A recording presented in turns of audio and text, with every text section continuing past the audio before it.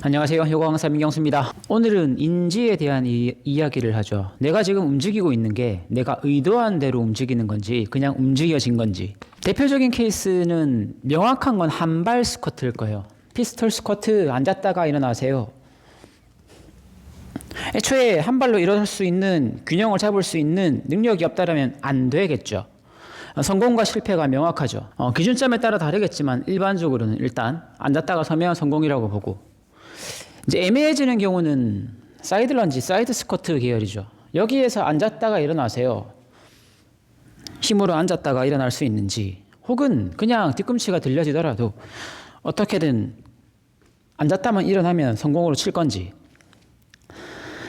옆으로 앉았다가 서겠다라는 얘기는 한 발로, 내 한쪽 발로 옆으로 무게를 실어서 앉았다가 내 힘으로 기대어지지 않고 다시 일어날 수 있어야 성공으로 치겠죠. 앞에서 강사나 선생님이 왼발을 접어서 앉으세요 라고 했을 때 의도하지 않으면 대개의 경우 힘이 없는 분들이 이제 뒤꿈치가 들려진단 말이죠. 이제 여기서 발목이 이렇게 기대어지면서 엉덩이 일로 빠지고 이렇게 앉아진단 말이죠. 앉아져 버린 거죠. 이거를 의도한 대로 하면 내가 다리에 힘을 썼으니까 앉아서 힘으로 버티고 내가 의도해서 앉은 거고요. 반대로 힘을 풀면서 그냥 앉아진 거고요. 이 두 가지가 명확하게 구분이 돼야 나는 이 동작을 할 때 내가 의도한 대로 움직이고 있겠죠. 뒤꿈치가 들린다는 게 문제가 된다는 게 아니라 내가 의도했으면 이 상태로도 내려갈 수 있겠죠. 내가 힘으로 통제가 된다라는 얘기니까 한발 스쿼트 마찬가지겠죠. 내가 의도했다라면 뒤꿈치를 들고서라도 내려갈 수 있겠죠. 내가 의도한 거니까. 수업을 하다 보면 아무 생각 없이 오시는 분들이 생각보다 많아요. 그냥 강사가 하라면 하라는 대로 대충 하는 거죠. 신경 쓰지 않는 거죠. 제 기준에선 그렇게 운동을 하면 효율이 떨어질 거고요. 그리고 다칠 확률이 굉장히 높아져요. 내가 내 몸을 쓰는데 어떻게 쓰는지 신경을 못 쓴다라는 얘기죠.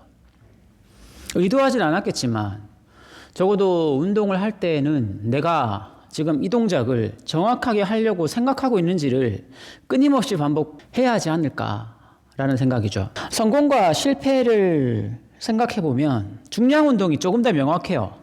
레그 프레스 머신, 레그 익스텐션 머신들은 중량을 걸고 내가 다리를 피고 접을 수 있다라면 성공으로 칠 거고, 안 들린다, 실패로 보겠죠. 중량을 내리면 되고 중량을 올리면 되고 중량으로 성공과 실패를 이렇게 조절할 수 있는데, 맨몸 운동은 조금 이제 애매해진단 말이죠. 힘을 쓰지 않아도 앉아질 수 있고요.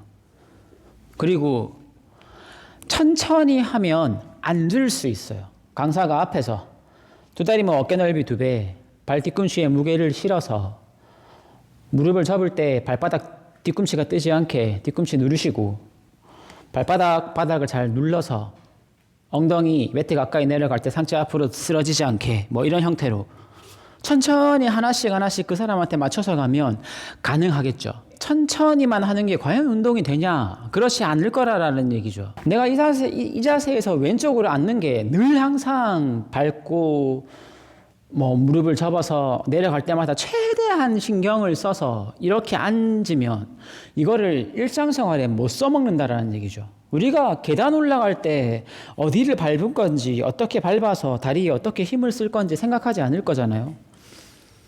내가 내 다리를 써서 앉고 서는 게 어느 정도 자연스럽게 힘이 들어가 있을 정도로는 돼야. 다른 예를 한번 들어보면, 이 자세에서 양발 무릎을 바닥에 내리세요 라고 했을 때 발가락에서부터 다리의 힘을 어느 정도는 쓰고 있어야, 내가 버티고 있어야 여기에서 무게중심을 이용해서 가볍게 무릎을 내렸다가 다시 들 수 있을 텐데, 아무 생각 없는 분들, 이 상태에서 무릎을 어떻게 내려야 할지 전혀 고민하지 않으면 강사가 무릎을 내리세요 라고 했을 때 분명히 이렇게 내릴 거예요. 방법이 없죠. 나는 힘을 안 썼고 이미 엉덩이, 내 온몸의 무게를 발목에 딱 걸어놨을 뿐이고 여기에서 무릎을 내리라고 하니 무릎 내리게 되면 이렇게 쿵 떨어진단 말이죠. 마찬가지 이것도 정답이 있는 건 아닌데 제 기준에선 내 몸을 통제할 수 있을 정도의 힘은 어느 정도씩은 계속 쓰고 있어야 일상생활에서 넘어지지 않을 거고, 넘어질 때 다시 중심을 잡을 수 있을 거고, 계단 올라가다가 계단에 턱에 걸려도 갑자기 힘을 쓰지 않아도 어느 정도 힘을 쓰고 있었으니까 중심이 잡힐 거라는 얘기죠. 일상생활에서 그 정도까지 되려면 적어도 내가 운동할 땐 내 몸을 어디를 어떻게 쓸 건가를 정확하게 인지할 수 있어야 그때부터 운동이 시작된다라고 봐요. 그래서 운동하실 때 한번 고민해 보셨으면 좋겠어요. 내가 지금 이 운동을 하는 목적은 뭔가? 그러면 이 목적에 맞게끔 움직이려면 어떻게 움직여야 하나? 이 두 가지가 명확하게 이루어지지 않으면 그냥 반복하는 반복이 되겠죠. 푸시업 늘 하던 대로 푸시업 할 거고요. 스쿼트 늘 하던 대로 할 거고요. 그 늘 하던 대로가 잘된 방향으로 간다고 치더라도 거기에서 더 나아갈 수는 없겠죠. 늘 하던 대로 했었으니까. 내가 바뀌지 않는데, 내가 아무 변화도 시도하지 않는데 늘 하던 걸 한다라고 해서 다른 형태로 발전되지는 않을 거라고 생각하거든요. 본인이 운동을 하실 때 뭘 하시는 간에 과연 인지하고 움직이고 있나? 고민해 보셨으면 좋겠어요. 잠깐 다른 예를 들자면 제가 법륜스님 유튜브를 조금씩 보고 있는데 거기서 자주 나오는 이야기 중에 하나가 이런 것들이거든요. 스님, 제가 화가 너무 많아요. 욱하고요. 욱하고 나서 후회되는 경우가 되게 많은데 이거 어떻게 고치면 될까요? 이런 예를 막 들어주다가 결국은 그 욱하는 걸 본인이 인지할 수 있어야 욱할 때마다 다시 가라앉힐 수 있다는 얘기죠. 처음엔 욱했다라는 걸 인지할 거고요. 본인도 모르게 욱했으니까 욱하자마자 내가 다시 욱해버렸구나.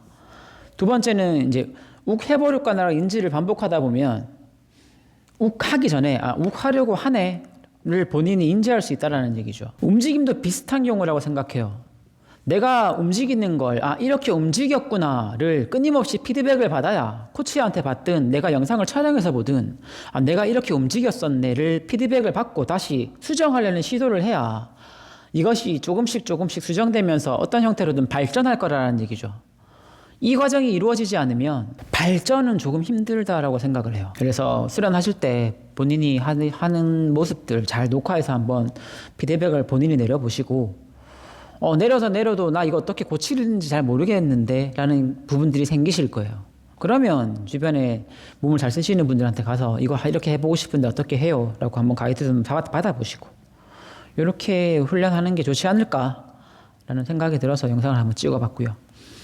이제 좀 있으면 날이 풀리니까 조금씩 더 움직이려고 한번 해보시고 저는 다음 영상에서 뵙겠습니다. 감사합니다.